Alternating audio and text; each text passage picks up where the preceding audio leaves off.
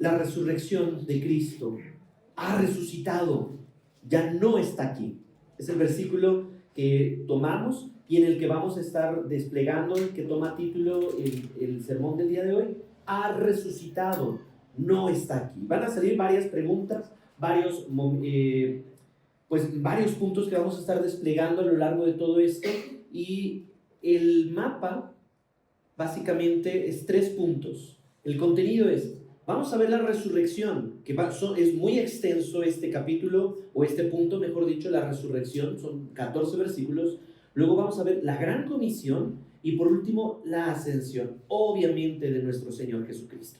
¿Sí? Vamos con el primer punto. En el primer punto vamos a desplegarlo de la siguiente manera: la resurrección. Y para que todos podamos entender el concepto o la palabra resurrección, vamos a estudiarlo en el original. La palabra resurrección o ha resucitado proviene de este vocablo griego egeiro, que es hacer despertar, restaurar o ponerse de pie, o en otras palabras, resucitar.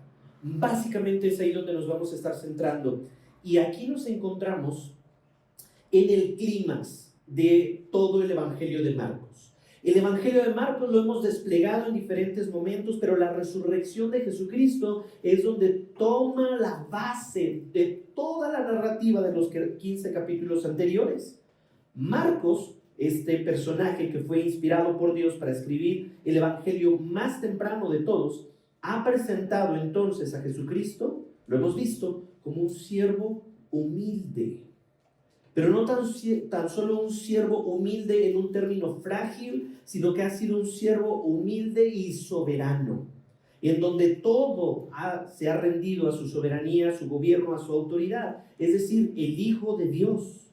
Y ahora vamos a culminar en el capítulo 16, esta narrativa importantísima con el hecho verdadero de que este hecho cambió la historia, el arte, la cultura, la religión y sobre todo vino a cambiar la eternidad. ¿Por qué? Porque el sepulcro, la tumba, estaba vacía. En un mundo hemos visto que está 100% saturado, y en nuestro contexto urbano estamos muy acostumbrados al ruido constante, el ruido de las sirenas, el ruido de los camiones que hacen su música ahí media chistosa. Hay muchas cosas que saturan nuestra mente, pero también eso nos ha llevado a que dentro de todo este ruido, que podemos decir así, nos ha llevado a experimentar desesperanza, nos ha experimentado confusión y una religiosidad o un legalismo acartonado o sin vida, ¿sí? El anuncio de ha resucitado no está aquí, como está en el título. No tan solo es un mero detalle literario, como ¡ay, qué bonito! En mi devocional yo vi que Jesucristo resucitó. ¡Ay, qué padre! ¿No? Es una declaración que dividió a la humanidad y redimió el destino eterno de cada ser humano. El hecho de la resurrección da mucho que hablar y nos va a afirmar que este evento milagroso, en el capítulo 16, es necesario una movilización. No tan solo el hecho milagroso se queda ahí, hay mucho que hablar, insisto, pero eso también debe de impactar la vida del creyente a una movilización, y voy a tomar prestadas estas palabras del curso de Explore, a una movilización del Evangelio de forma global. ¿Sí? Porque Cristo vive, su iglesia debe comunicarlo. Porque Cristo reina, su iglesia debe de ir a donde Él nos diga. Porque Cristo obra y sigue obrando, su mensaje debe ser comunicado, pero con denuedo, con valentía. Al recorrer este capítulo 16, veremos cómo la resurrección de Cristo transformó a personas que tenían miedo a fe, transformó la incredulidad a un testimonio que impactó, y a personas, ¿sí?, comunes en testigos del reino de Dios, del reino eterno. Entonces vemos a un rey asombroso y vemos a gente común como cualquiera de nosotros. Y no voy a decir corriente porque algunos se vayan común y corriente diría el dicho, pero nada más lo dejo en común. Nuestro primer punto, como ya lo mencioné, vamos a ver y desplegar esto, porque yo quiero que veamos, la resurrección tiene un principio. En los primeros capítulos, en los primeros versículos, perdón, la resurrección de Jesucristo es un hecho. Quiero que subrayemos eso. La resurrección es un hecho. ¿Sí me siguieron? La resurrección es un hecho, ¿sí? Confirmado por testigos oculares. Vamos a ver entonces en el versículo 1, dice, pasando, acompáñame ahí en tu Biblia, porque quiero que tú me acompañes ahí en tu Biblia y me sigas con tu vista.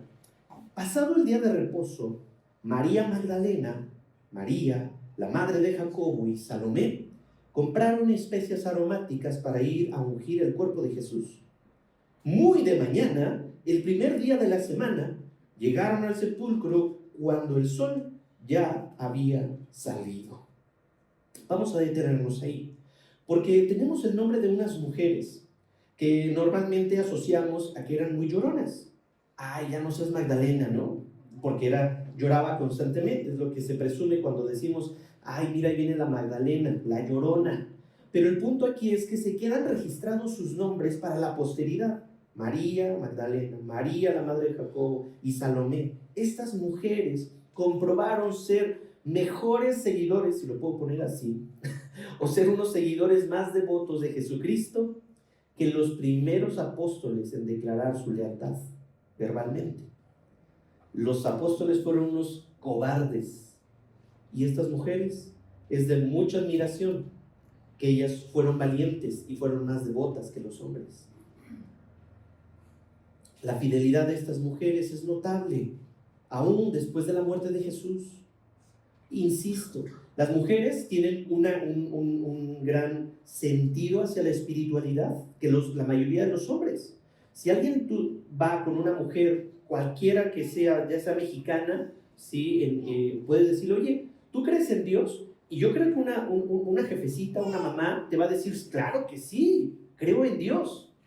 Es más difícil encontrar entonces esa misma afirmación en los hombres, porque somos más duros de corazón. ¿Tú crees en Dios? No, yo cómo voy a creer en Dios, yo he ganado mi vida y he comprado mis cosas gracias a mi esfuerzo. Entonces normalmente los varones somos más necios, más duros de corazón, ¿sí? En este punto se están registrando el nombre de estas personas, de estas mujeres, ¿sí? Pero no tan solo eran unas mujeres que iban a ir ahí a llorar, sino que compraron especias, dice ahí el texto, ¿sí? Compraron especias aromáticas para ungir el cuerpo de Jesús. Vamos a ver algo de cultura general de los judíos en el primer siglo. Acompáñenme, porque estamos muy acostumbrados a otro tipo de procesos después de la muerte. Los judíos entonces enterraban inmediatamente a sus muertos, ¿sí? Esa era la costumbre. No embalsamaban como los egipcios a sus muertos, sino que tenían su propio proceso, ¿sí? En este proceso era ungirlos para contrarrestar los malos olores de la descomposición.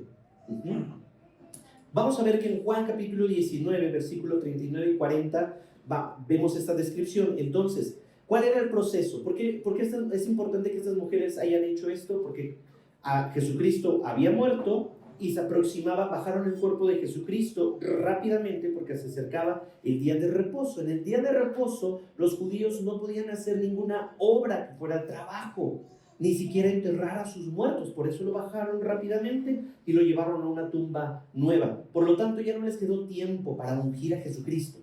La tradición se estaba rompiendo ahí. ¿Me van siguiendo? ¿Sí? Entonces lo que hacían, o el proceso normalmente era de que tenían unas telas que eran enrolladas en cada miembro, en cada parte del cuerpo de las personas, ¿sí? Estas telas eran de lino y empezaban a enrollar pequeñas tiras para los dedos, etcétera, etcétera, y lo dejaban hasta el cuello.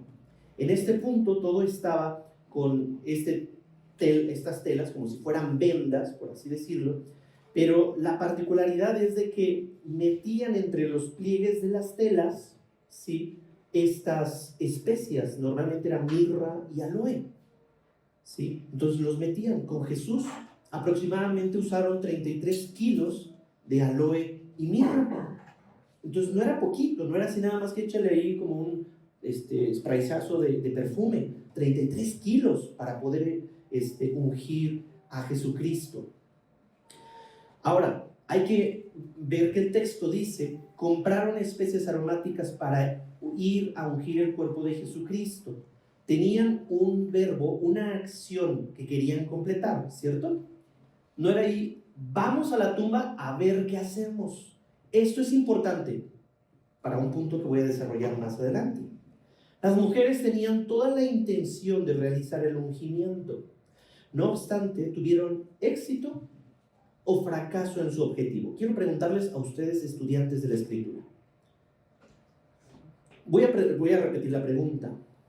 La intención de estas mujeres era realizar el ungimiento, pero ¿tuvieron éxito o fracasaron? ¿Qué dicen algunos?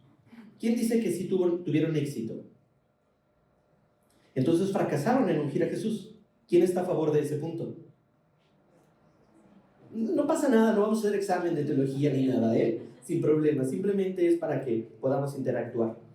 Entonces, Jesucristo, ¿sí? Para los que dijeron que fracasaron, Jesucristo les anticipó a este hecho. Porque en Marcos capítulo 14, vamos a ver, Marcos capítulo 14,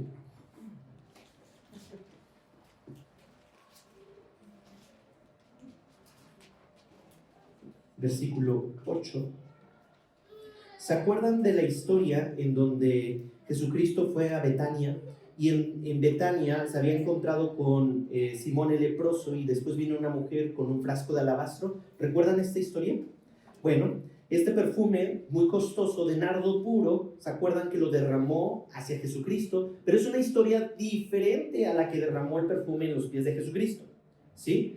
Por lo tanto, aquí esta mujer que derramó la cabeza de Jesucristo, este perfume, vinieron los más administrados, que en este caso era Judas, y Judas lo que hizo fue y empezó a exhortar, a regañar a esta mujer. ¿Por qué están haciendo este desperdiciadero de perfume? Mejor lo hubiéramos vendido y lo hubiéramos dado a los pobres. ¿Se acuerdan de esa historia? El punto fue de que a lo mejor tenía buenas intenciones Judas. Sin embargo, Judas, ¿sí? Dice, la forma en que se expresó no comunicaba que tenía una buena intención, porque es, ¿por qué están perdiendo, desperdiciando?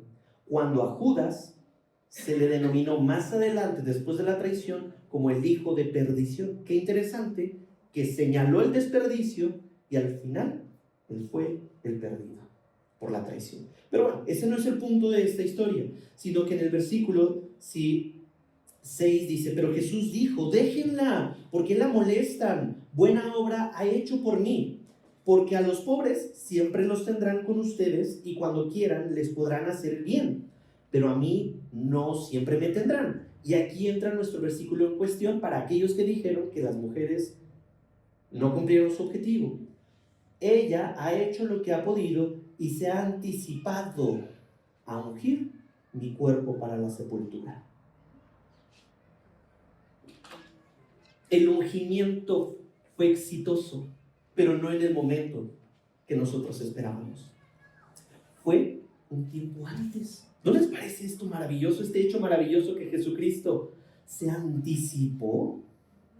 Para todo esto tiene un peso muy interesante. Vamos a continuar con Marcos capítulo 16, porque dice en el versículo 3, o bueno, vamos a continuar, versículo 2. Muy de mañana, el primer día de la semana, llegaron al sepulcro, y aquí quiero señalar, cuando el sol ya había salido.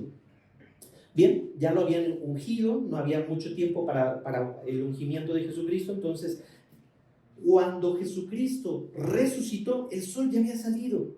Notamos un hermoso contraste porque la última vez que las mujeres vieron a Jesucristo fue cuando el sol estaba por oscurecerse. ¿Se acuerdan cuando en Marcos 14:8 dice, bueno, perdón, en el capítulo 15, donde la hora todo se puso oscuro y ya llegaba la noche, el atardecer de aquel día, después de las 6 de la tarde, donde empezaba a ocultarse el sol, y el contraste está en que la próxima vez que vieran a Jesucristo iba a ser cuando el sol ya había salido.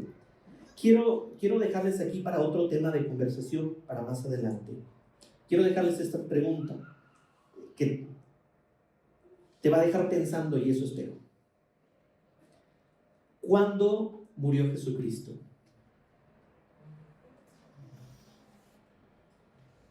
¿Viernes? Algunos dicen que murió un jueves y algunos dicen que murió un miércoles. No lo voy a desplegar el día de hoy porque estoy muy emocionado por ese tema, en algún momento poder verlo, pero ¿cuándo murió Jesucristo? El punto es, independientemente si le ponemos énfasis a un día, viernes, jueves o miércoles, para que tuvieran los 3 días y las 3 noches, dice Romanos, no le otorguen a un día mayor que el otro. Entonces, el hecho está de que resucitó, y resucitó antes de que el sol saliera, porque las mujeres ya habían llegado cuando el sol ya había salido. Por lo tanto, Jesucristo pudo haber resucitado en la madrugada del domingo o incluso el sábado después de las 6. ¿Me van siguiendo? Porque el calendario judío, los días se cuentan a partir de las 6 de la tarde. Bien, no me voy a meter en cuestiones de calendario, pero es muy interesante poder estudiar todo eso.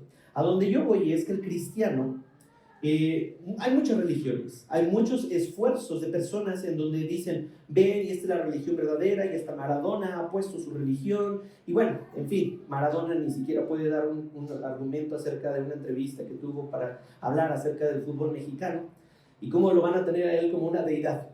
En fin, hay muchos que se basan en sus filosofías, muchas religiones que se basan en sus filosofías, pero 4 se basan en personalidades. La primera es el cristianismo, la segunda es el judaísmo, la tercera es el islam y la cuarta es el budismo.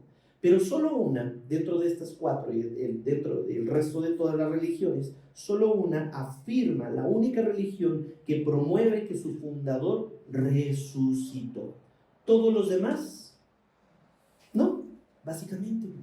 Por lo tanto, me gusta mucho cómo utilizó este pastor esta ilustración, y quiero utilizarla aquí también.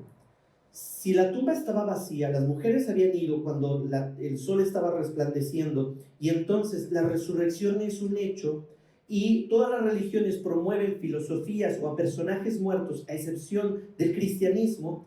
La historia o la ilustración es, había una vez una persona que iba caminando, que estaba en el camino, y entonces se encuentra con una bifurcación. En la bifurcación, entonces, hay una persona muerta y una persona viva. Con el sentido común, ¿a quién le pedirías que te guiara en el camino? Al vivo. Y de ahí entonces que nosotros debemos entender que para dirigir tu vida espiritual eterna, ¿por qué consultar a un muerto para que dirija tu vida? Por sentido común, y tan solo por sentido común, aunque el sentido común a veces es el menos común de los sentidos. El punto es, si Cristo ha resucitado, a Él tendríamos que pedirle guía, perdón, orientación en la vida. ¿Me van siguiendo hasta aquí? Pasemos al versículo 3 entonces de Marcos 16, que dice, y se decían unas a otras, ¿sí? Estaban platicando, las mujeres platican 3 veces más que el hombre, entonces estaban platicando, ¿quién nos removerá la piedra de la entrada del sepulcro? ¿Sí? Ahora, aquí nos puede dar un vestigio, y no quiero sonar con esto machista, no es mi intención sonar machista. Sin embargo, aquí están viendo una gran necesidad.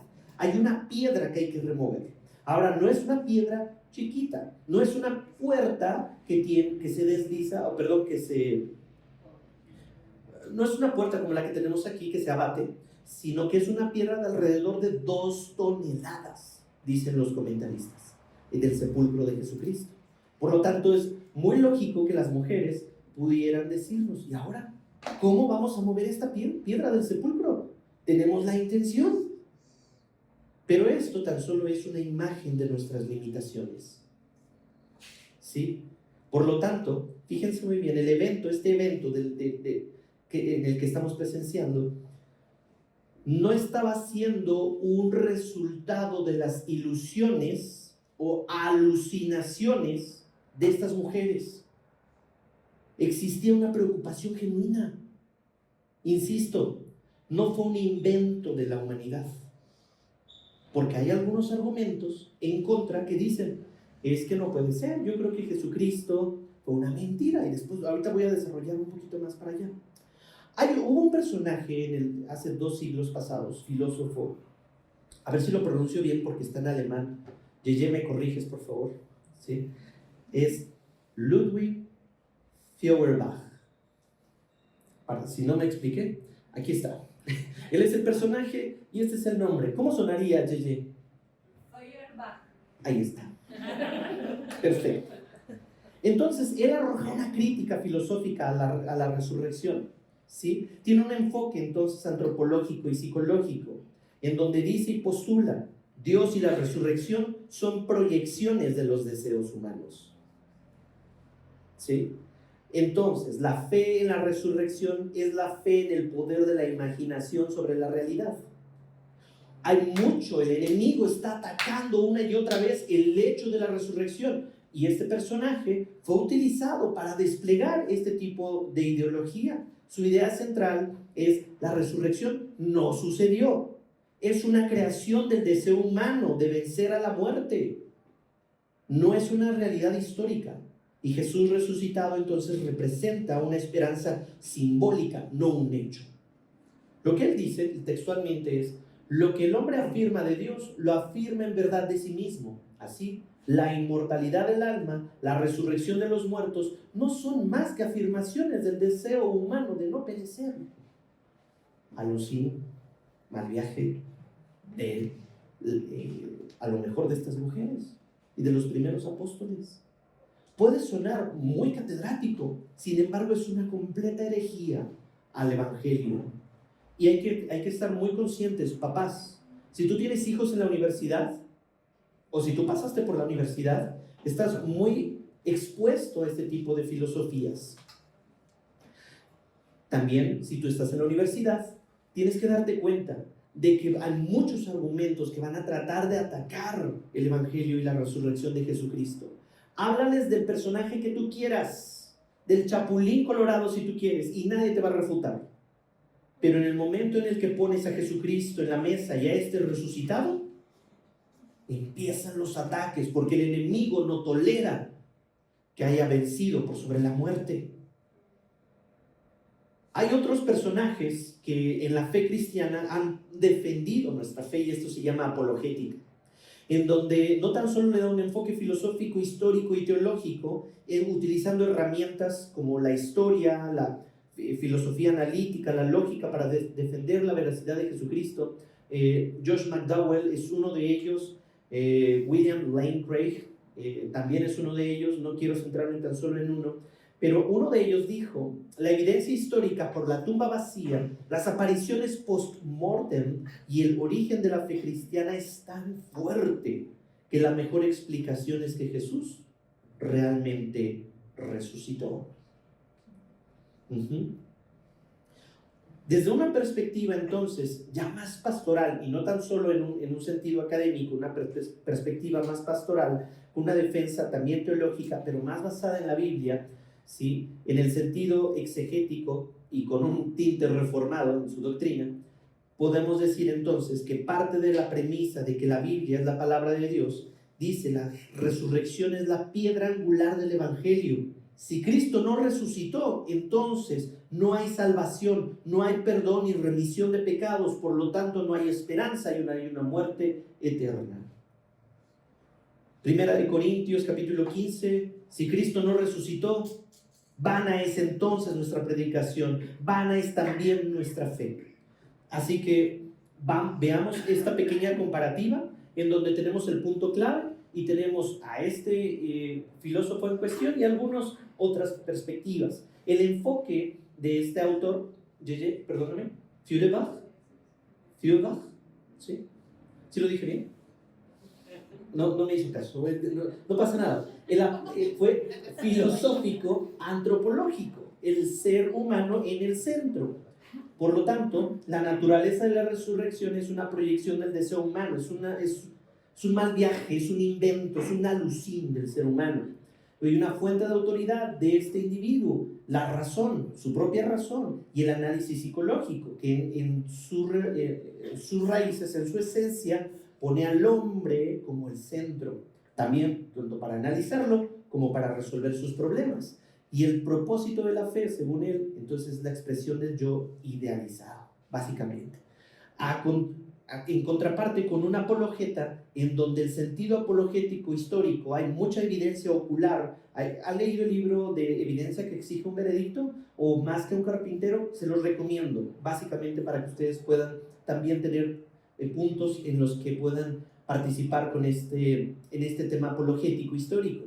La naturaleza de la resurrección, según una apologeta, es un evento histórico verificable. Hay mucha evidencia ocular, hay mucha evidencia literaria. La fuente de la autoridad para un apologeta es la historia, la lógica y la evidencia. No está peleado el razonamiento con la fe, pero vamos a ponerlo a prueba. Y luego el propósito de la fe para un apologeta es responder a la veracidad histórica o a la verdad histórica. ¿Vamos bien hasta aquí? Porque la última columna, en un sentido pastoral, el enfoque es teológico bíblico.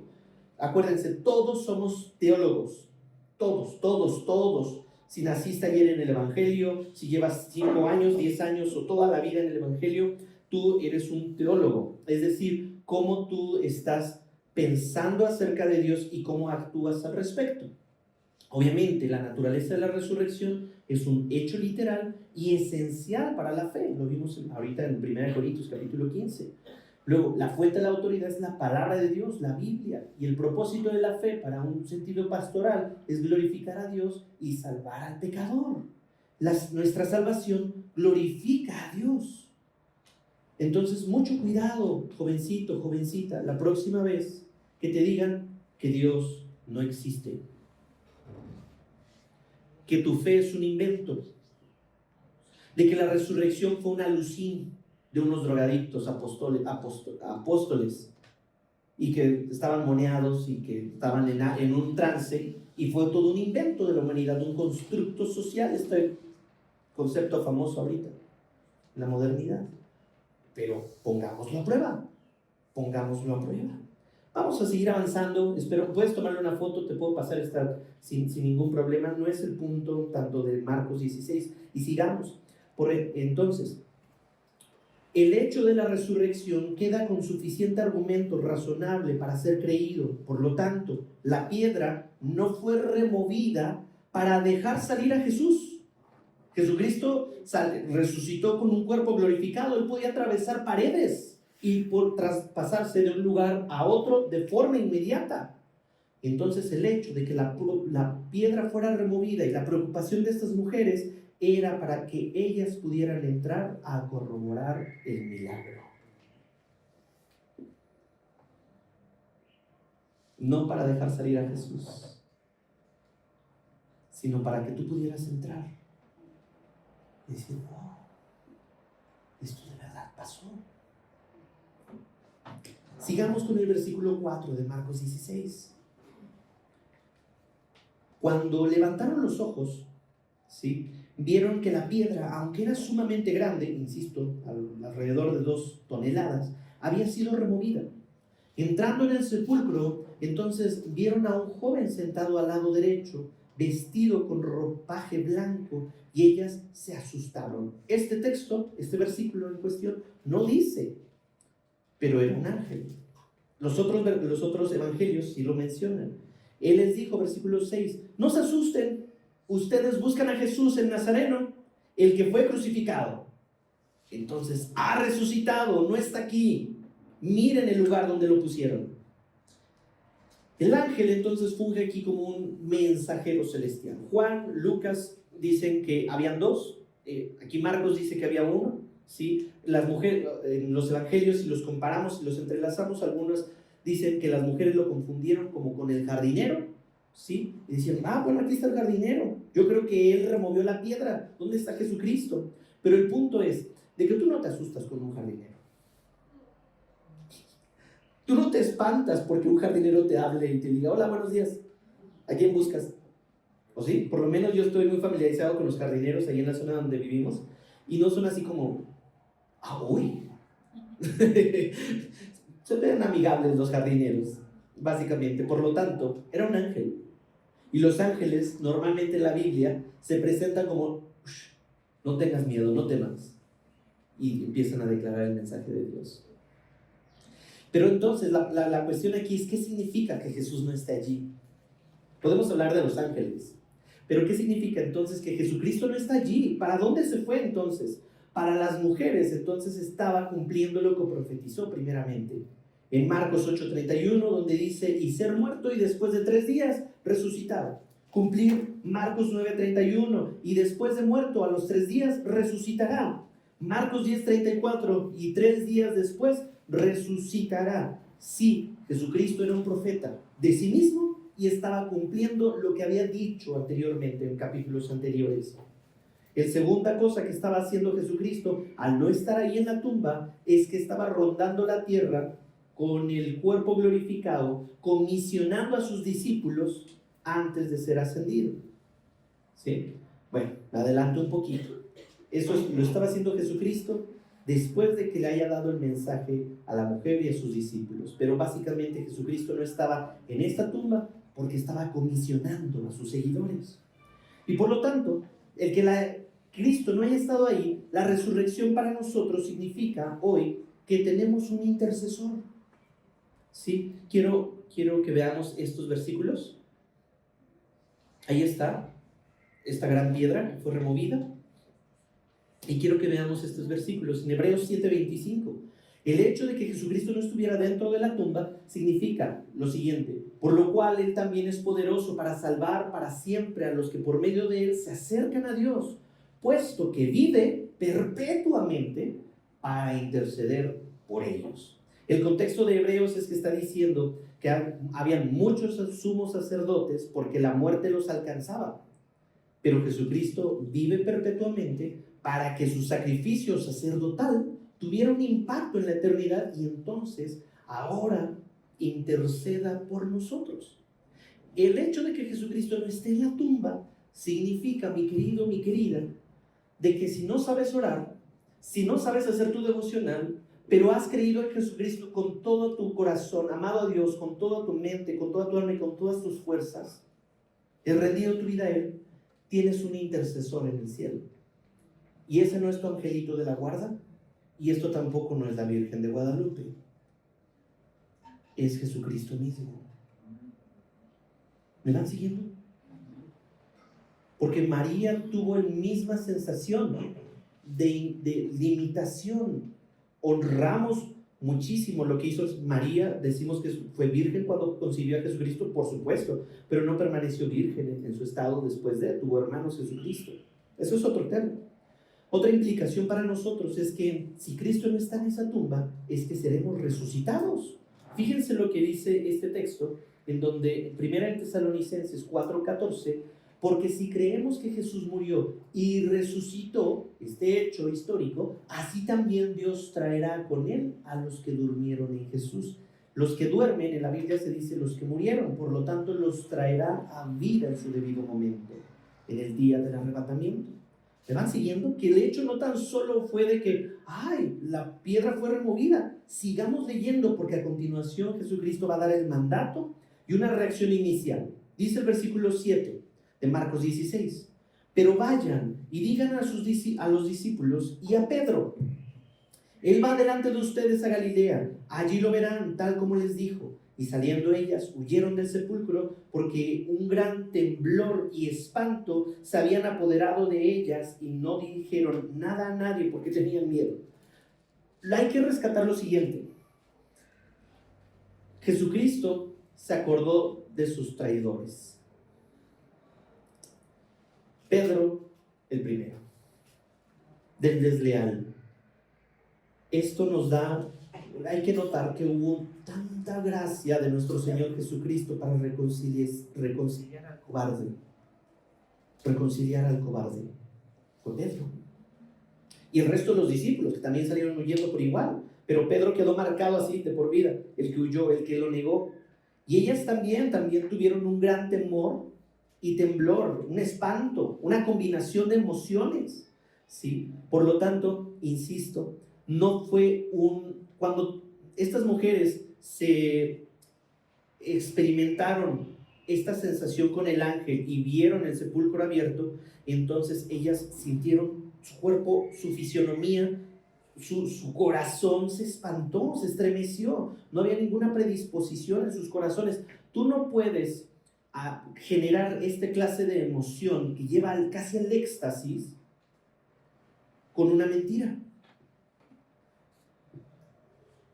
Notemos entonces la gracia para comisionar entonces a mujeres marginadas, a un cobarde o cobardes y a mujeres que nadie las pelaba, que nadie las tomaba en cuenta, porque en aquella época las mujeres no eran consideradas, ¿sí?, como dignas de dar un testimonio.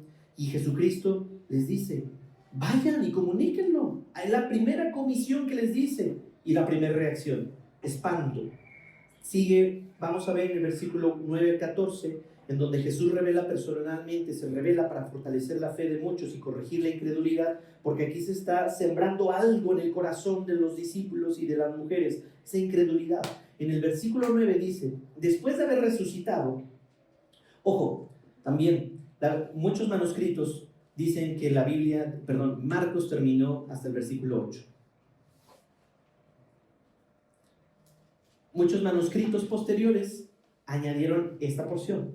Después platicaremos acerca de clases de bibliología, entonces por qué tenemos estos versículos. Pero yo creo personalmente que también fueron inspirados por Dios, porque no están contradiciendo nada de lo que los otros evangelios dijeron, ¿de acuerdo? Entonces los podemos leer sin ningún miedo ni temor de que algunas Biblias dicen abajo. Por ejemplo, en mi Biblia, algunos de los mensajes más antiguos no incluyen los versículos del 9 al 20. Que eso no te espante, porque no está contradiciendo el mensaje de redención. Bien, dicho eso, versículo 9. Después de haber resucitado muy temprano, el primer día de la semana, Jesús apareció primero a María Magdalena, nuevamente estas mujeres, de la que había echado fuera 7 demonios la endemoniada. Y ella fue y se lo comunicó a los que habían estado con él, que estaban lamentándose y llorando. Cuando ellos oyeron que Jesús estaba vivo y ella lo había visto, se negaron a creerlo. Primeramente ya vimos que Dios escoge a una mujer marginada culturalmente, considerada una inmunda de lo que había hecho, porque tenía 7 espíritus inmundos. Entonces, necesitamos entender que la verdad del mensaje no depende del mensajero. Repito, la verdad del mensaje no depende del mensajero. Aunque esta mujer era marginada, inmunda, inadecuada para muchos, el mensaje estaba siendo transmitido a través de ella. Eso nos debe de traer mucha gratitud. Si eres mujer, si eres hombre, que te consideras inadecuado, inmundo, marginado, Dios puede usarte también a través de ti para comunicar esa verdad. Entonces nos pide Dios que seamos voceros de esa verdad, aunque nos enfrentemos a una pared o al obstáculo de que tus oyentes nieguen lo que tú estás diciendo. Y te vas a enfrentar a eso, mi querido discípulo de Cristo. A veces no evangelizamos o movilizamos el evangelio por miedo de decir, es que me van a rechazar. Ahí está el primer error. Es que no te rechazan a ti, rechazan a Jesucristo. Por lo tanto, la indicación es, predica de Jesucristo y a este crucificado, resucitado, predica de verdad, comunícalo, moviliza esto. Ay, pero, ¿y si no me hacen caso? Pues a las mujeres primerizas tampoco, a estas primeras mujeres tampoco les hicieron caso. Sin embargo, aquí está el primer strike, ¿sí? Vamos a seguir leyendo en el versículo 12. Las noticias se están proclamando. Las buenas nuevas de la Pascua, la tumba vacía, ¿sí? Las buenas nuevas, Jesucristo no está aquí, el Rey de Reyes está vivo.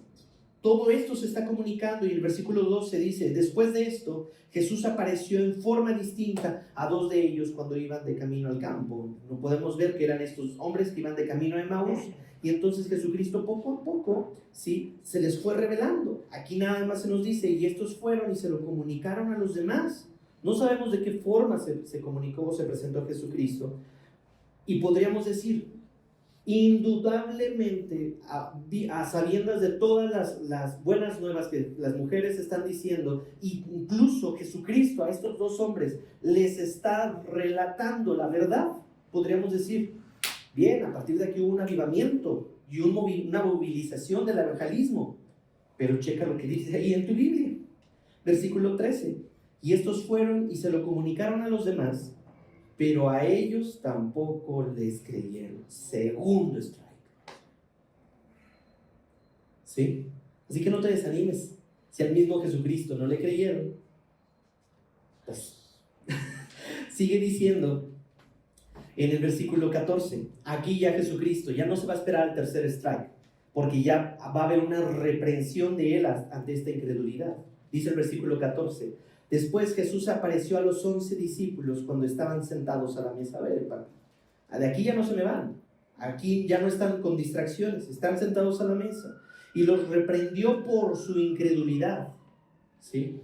No les dijo, les sugirió, no les habló bonito, los reprendió por su incredulidad y dureza de corazón, porque no habían creído a los que le habían visto resucitado.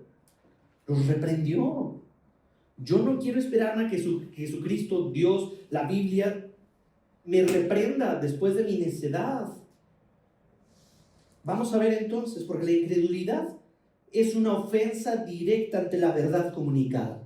Ya te dijeron la verdad, ya te expusieron tu pecado, ya te dijeron por ahí no es, ya te llamaron la atención con la Biblia en mano, Jesucristo te dijo arrepiéntete, la Biblia dice te arrepientes, ya te han predicado esto, entonces estás actuando hostilmente en contra de la verdad. No lo digo yo, lo dice la Escritura.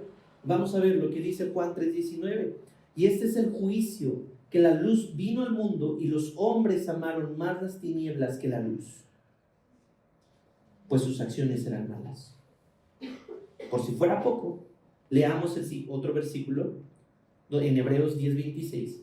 Porque si continuamos pecando deliberadamente después de haber recibido el conocimiento de la verdad, aquí no le está hablando a gentiles o no le está hablando a incrédulos, le está hablando a gente que ya ha escuchado y que deliberadamente después de haber recibido el conocimiento de la verdad, Cristo es verdad, ya no queda sacrificio alguno por los pecados, sino cierta horrenda expectación de juicio y furia de un fuego que ha de consumir a los adversarios.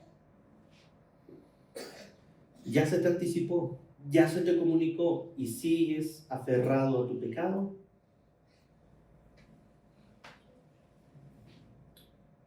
Ahí están las consecuencias. Me encanta predicar el evangelio completo, porque algunos dirían, no, tú sigue pecando, tú sigue viniendo tal como eres. Al cabo Dios te ama, pero no te va a dejar como te encontró. ¿Sí? Sigamos leyendo entonces. La gran comisión, después de esta reprensión del Rey Todopoderoso, vamos a ver que en el versículo 15 al 18, Cristo ya les está dando la encomienda. La iglesia tiene que fluir de la autoridad de Cristo resucitado, estar empoderados de Jesucristo, ¿sí? Bueno, interesante aquí, porque la incredulidad y la dureza del corazón vienen de estas palabras: esclerocardía, esclerosis como el entumecimiento del corazón, es decir, dureza de corazón, terquedad, obstinación, y apistía o falta de fe, incredulidad o desconfianza. Es decir, si alguien te está diciendo, oye bro o hermana, estás teniendo esclerocardía, es porque te ama. Y en otras palabras te está diciendo, deja de ser un obstinado y un terco.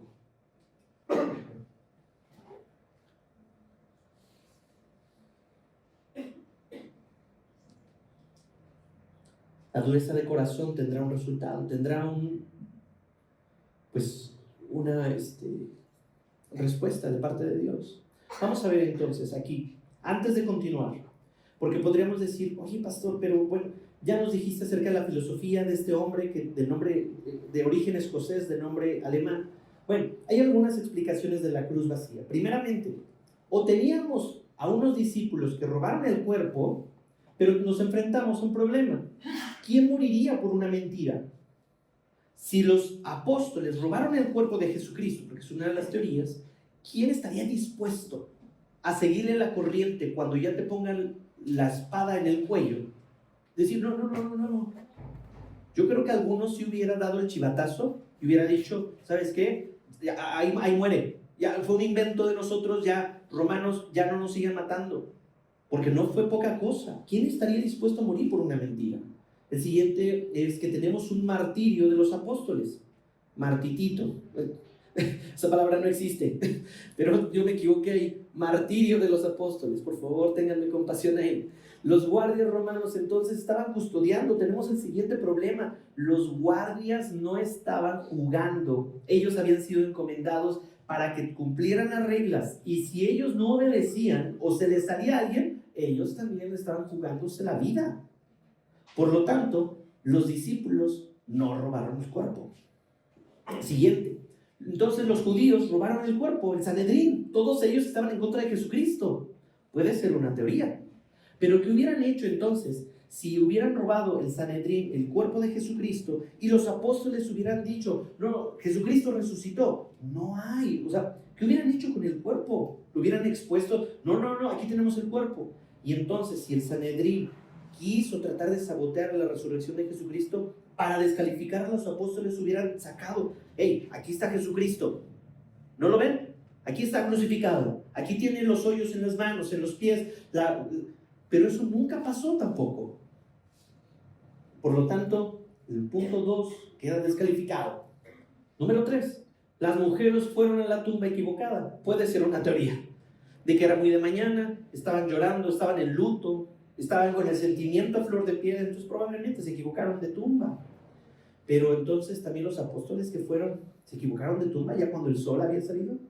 Y Juan de Arimatea también se equivocó cuando fue a ver y cerciorarse. No, sí, esta no es mi tumba, porque prestó la suya. Por lo tanto, las mujeres, el punto 3 queda descalificado.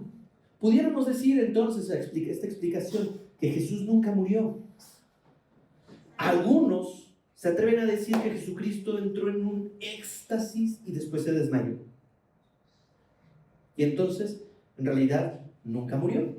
Lo llevaron a la tumba desmayado, fuera de sí, fuera de su conciencia, y entonces lo que hizo fue, fíjense, ya les conté de que cuando los ungen, los envuelven todos, ¿sí? Menos la cabeza, porque les ponen un pequeño manto, y una piedra de 2 kilos, 2 toneladas. Entonces nos están sugiriendo de que Jesucristo no murió y entonces fue un desmayo a pesar de todo el ensangrentamiento, toda la flagelación, todo el sufrimiento físico que tuvo. En menos de 3 días pudo recuperarse para quitarse todo eso. Yo me pego en el dedo del pie chiquito y estoy llorando 3 días. Ahora imagínate tener todo el cuerpo flagelado. Por lo tanto, punto 4 tampoco queda descalificado. Punto 5, las mujeres y los discípulos están alucinando. Se dieron un toque. ¿Pudiera ser? No lo sabemos. Pero entonces, ¿por qué hay evidencia histórica? Podríamos, la Biblia no lo registra, pero podríamos decir, no, pues es que esto sí lo inventaron.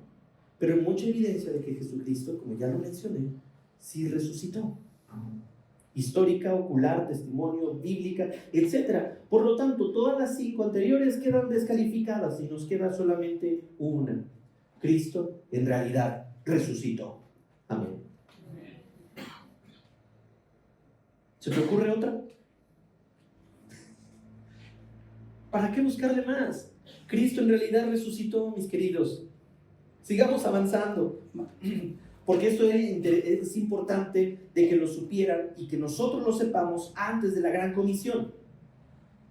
Porque les dijo en el versículo 15, vamos a avanzar, en el versículo 15 les dijo, vayan por todo el mundo y prediquen el evangelio a toda criatura.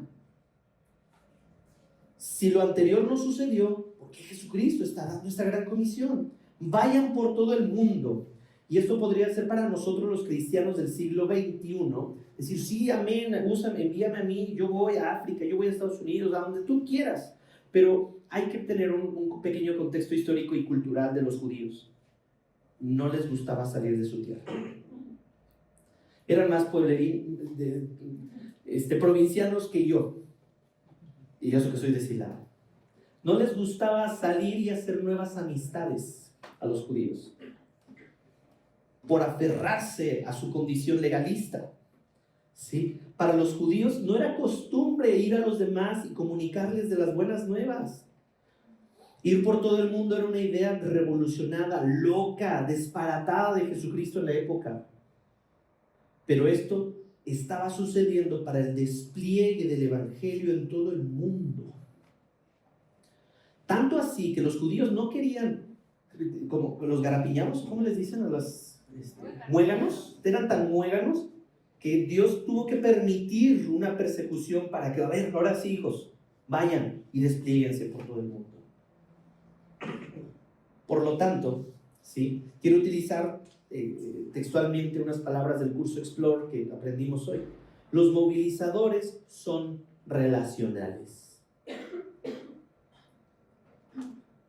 Voy a repetirlo, quiero que me vean a los ojos y noten este gran entusiasmo que tengo.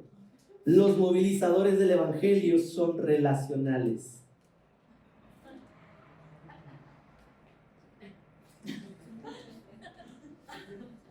Esto me cala a mí porque yo tengo un gen ermitaño. Yo no sé tú. Yo podría estar en mi cuarto viendo YouTube todo el día con mis audífonos y solamente necesito comer, un baño y ya. Pero si tú estás en Cristo, si tú quieres movilizar el evangelio y que el evangelio sea movilizado, entonces dice, la movilización es más efectiva cuando conectamos con personas reales, no virtuales. Tengo que aclarar eso en el siglo XXI. Cuando conectamos con personas reales con nuestra vida normal, dice el curso de Explorer. ¿Me van siguiendo? Sí. Vamos todavía más adelante. Bueno, el mensaje, el versículo 16 dice, el que crea y sea bautizado será salvo, pero el que no crea será condenado. ¿Qué estamos diciendo aquí? Bueno,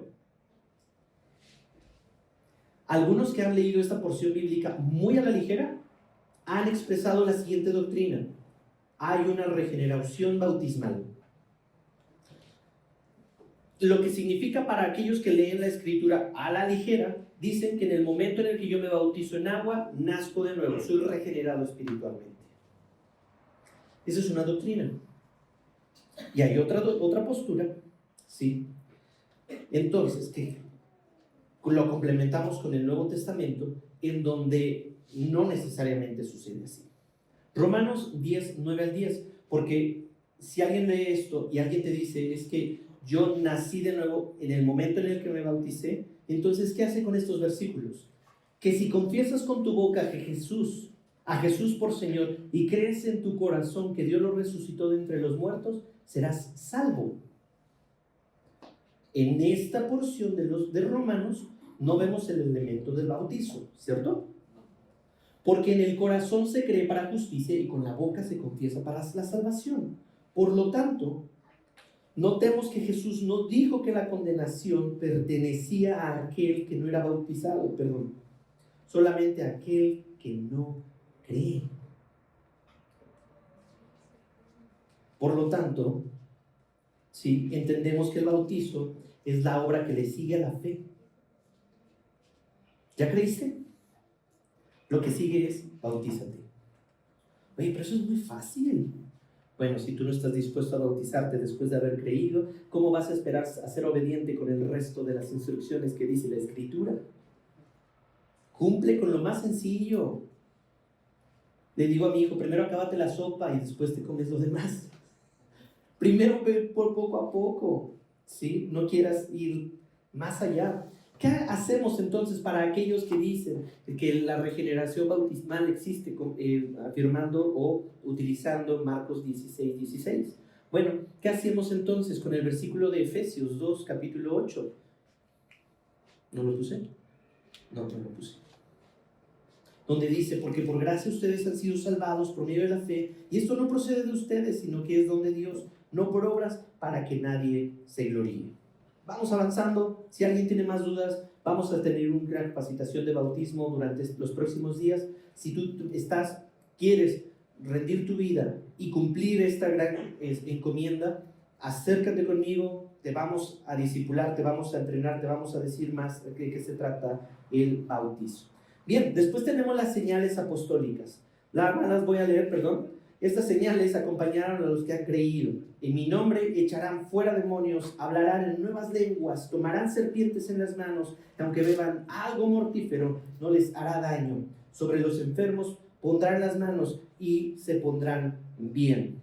Ojo, esta era una instrucción muy particular para los apóstoles de aquella época, para los apóstoles de Jesucristo, que tienen ciertas características, pero podemos nosotros interpretarlo de la siguiente manera. Oiga, pastor, pero entonces, ¿qué pasa con las iglesias que sí agarran serpientes en los servicios y las agarran y dicen que si te pica la serpiente y te mueres es que no tenías fe? ¿No? Bueno, pues entonces están malinterpretando la escritura, ¿sí? Porque estas eran señales que estaban autentificando la unción de Dios, el mensaje de Dios, pero no es un patrón a seguir para nosotros el día de hoy. Bueno, echar fuera demonios, esto sucedió en Hechos, con los primeros apóstoles. Hablar en lenguas, esto sucedió en Hechos, en la iglesia primitiva. Ser, otra vez, rotegidos, rotegidos de serpientes. En Hechos 28, en la isla de Malta, cuando llegó Pablo a la isla de Malta, y entonces él agarró una brazada de palos para echarlo en la hoguera, y entonces al momento de que echan las maderas en la fogata, brinca una serpiente y está colgada de la mano de Pablo. Entonces los que estaban ahí le dijeron, oye, yo creo que es un enviado de Satanás casi, pero cuando no le hizo efecto el veneno, dijeron, no, este es como un dios. Cambiaron su perspectiva. Entonces fueron rotegidos de serpientes, específicamente a Pablo. Hubo sanidad por imposición de manos también, y beber cosa mortífera, bueno, eso no lo tenemos registrado explícitamente, pero alude a la protección soberana de Dios en la misión. Por lo tanto, si tú vas a un lugar en donde te dicen estas cosas y es necesario que hagas esto, y si no lo haces es que no has nacido de nuevo, han leído muy superficialmente la escritura. ¿Sí? Por último, Jesucristo asciende. Versículo 19, entonces el Señor Jesús, después de hablar con ellos, fue recibido en el cielo y se sentó a la diestra de Dios. Un sacerdote, el único momento en el que se sentaba cuando estaba oficiando era cuando había ofrecido el sacrificio. Una mamá, en el momento en el que se sienta, es después de que termina de hacer todo el quehacer. Es decir, el trabajo ya fue hecho. ¿Por qué Jesucristo ponen ahí que está sentado? Porque ya Él dijo, tetelestai, pagado por completo. Ya hizo todo lo que tenía que hacer Jesucristo. Por lo tanto, está sentado a la diestra de Dios. Y luego dice, la obediencia a los discípulos. Y ellos salieron y predicaron por todas partes, colaborando el Señor con ellos y confirmando la palabra por medio de las señales que le seguían. Ellas comunicaron inmediatamente a Pedro y a sus compañeros todas las instrucciones, y después de esto Jesús mismo envió por medio de ellos, desde el oriente hasta el occidente, el mensaje sacrosanto e incorruptible de la salvación eterna.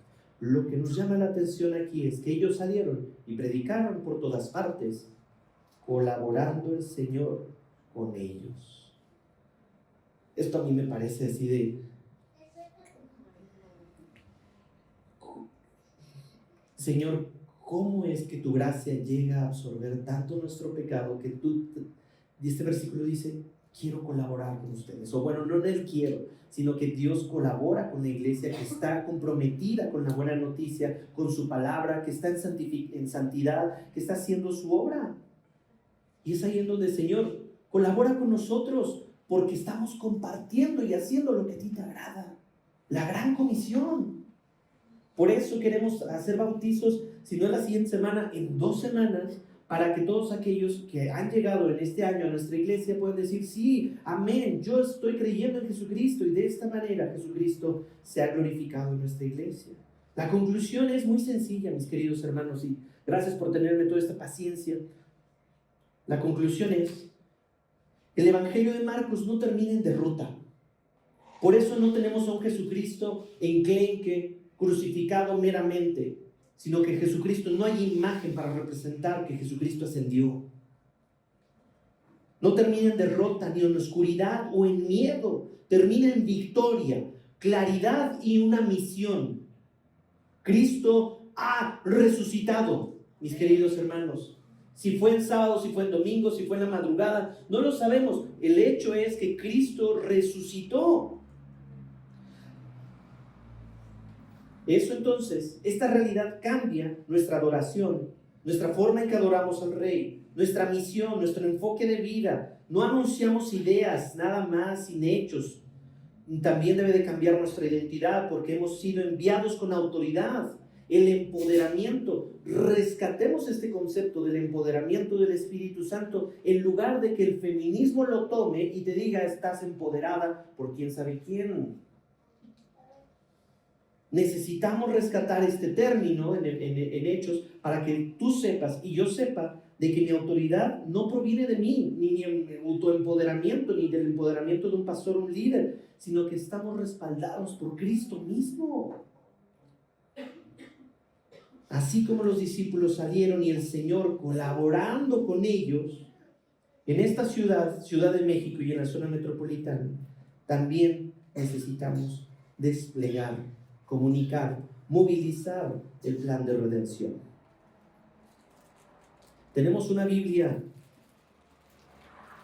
tenemos una comunión con el Señor, tenemos un Salvador resucitado, tenemos un Espíritu Santo que mora en nosotros. ¿Qué más necesitamos para predicar con valentía? ¿A que termine? ¿Es necesario que termines un montón de discipulados y conocimiento para que empieces a movilizar el Evangelio de Cristo? ¿Es verdadero o es falso? ¿Necesitas un nivel socioeconómico para movilizar y predicar de Jesucristo? ¿Eso es cierto o es falso?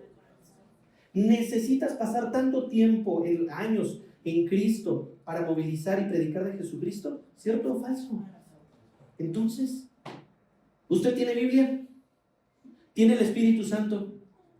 ¿Tiene un Rey salvador que ha resucitado? Predíquelo con valentía. Vivamos y hablemos como testigos de Cristo resucitado y no como, ay, pues es que soy cristiano. Pobrecito de mí. El mundo necesita saber que la tumba está vacía y que Jesucristo está vivo. Tú eres la evidencia de que Jesucristo resucitó.